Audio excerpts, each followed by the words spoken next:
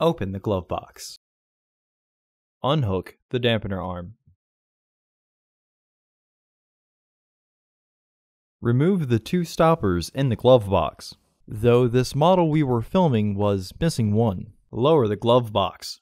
Remove the filter housing door. Remove the old filter from the housing and clean out any debris inside. Install your new AQ1260 filter into the housing, with its airflow indicating arrow pointing down.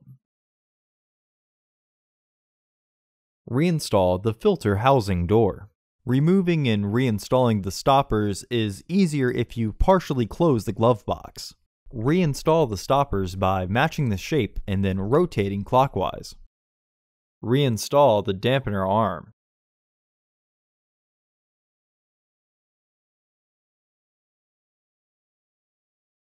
Close the glove box. Order your parts today at filterheads.com. Also, please like our video and subscribe to our channel so you won't miss any new content.